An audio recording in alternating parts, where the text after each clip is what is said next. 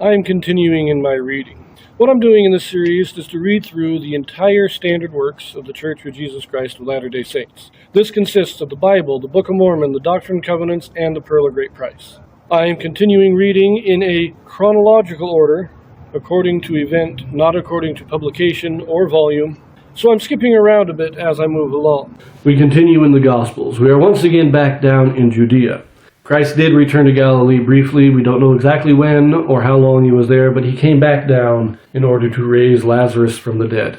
After having done that, we now have him again declaring the kingdom of God has already come in him. And a prophecy, he talks about his second coming and how the saints will be gathered together and caught up into heaven when he comes, so that the earth may be purified. We read that last, and we continue now in Luke. In this video, we have a Joseph Smith translation. Now, what the Joseph Smith translation is, this is a translation or correction done by Joseph Smith to restore those passages that have been lost or corrupted over the years. Luke chapter 18, verses 1 through 14. And he spake a parable unto them to this end, that men ought always to pray and not to faint, saying, There was in a city a judge, which feared not God, and neither regarded man. And there was a widow in that city, and she came unto him, saying, Avenge me of mine adversary. And he would not for a while. But afterward he said within himself, Though I fear not God, nor regard man, yet because this widow troubleth me, I will avenge her, lest by her continual coming she weary me. And the Lord said, Hear what the unjust judge saith. And shall not God avenge his own elect, which cry day and night unto him, though he bear long with them? I tell you that he will avenge them speedily. Nevertheless, when the Son of Man cometh, shall he find faith on the earth? This is the parable of the unjust judge. And there's a reason why he says the judge feareth not God and regardeth not man. So this is a judge who has no care. There's no way to persuade him. He does what he wants and nothing else matters. So you can't appeal to his sense of moral duty because he fears not God. You cannot bribe him because he fears not man. But by continually calling on him, he is worn down and eventually says, just to get this person to shut up, I will help her out. And there's a reason for all this, because when we look at God, when we appeal to God, can we appeal to him saying, well, in God's name, do this? It doesn't work. He is God, and he can't be bribed.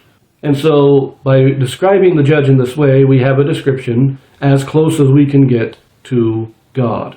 And as long as we continue pray, as long as we weary not in praying, God will eventually answer our prayer. And we even see this in the Doctrine and Covenants. Joseph Smith says that he continually asked God when the second coming would be. When are you coming?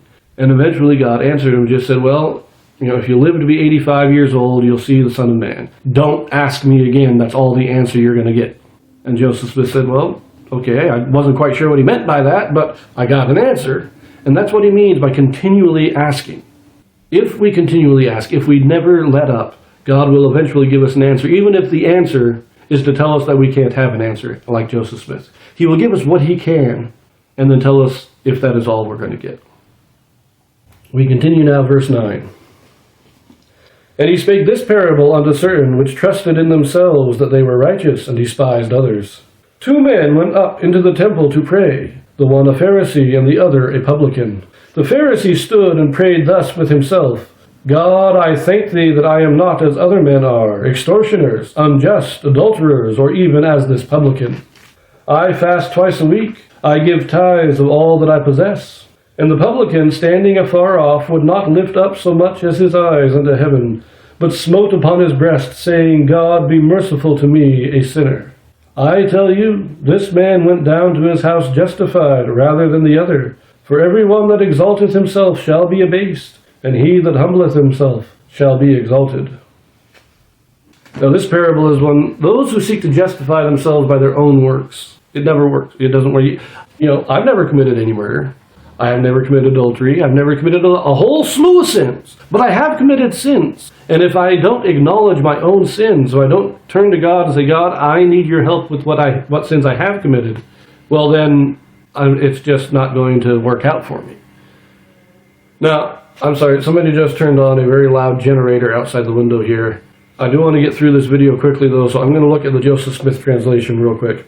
There's nothing much here, it's just some minor grammatical changes. So in verse 1, and he spake a parable unto them, saying, men ought always to pray and not faint. So that's part of the parable, simplifies things. In verse 2, instead of neither, it's nor.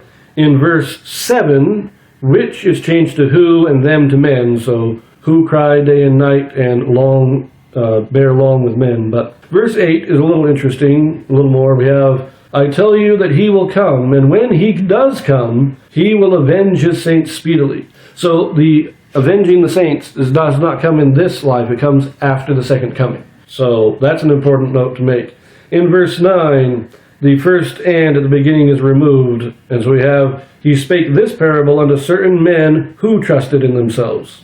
So minor grammatical corrections. Verse 10, at the end there says, one a Pharisee, the other a publican. Take out the word and. In verse 11 says, instead of that I am not as other men are, it's just other men, so we remove the word are. In verse 13, the first word and the publican is now but the publican. And in verse 14, it is change that to who. Everyone who exalteth himself and he who humbleth himself. And so minor grammatical corrections, except that one clarification that it is in the second coming that the saints will be eventually avenged. So I'm going to leave that here because that is getting very loud out there. And I believe we are turning to a multiple gospels in our next video, so I will see you there.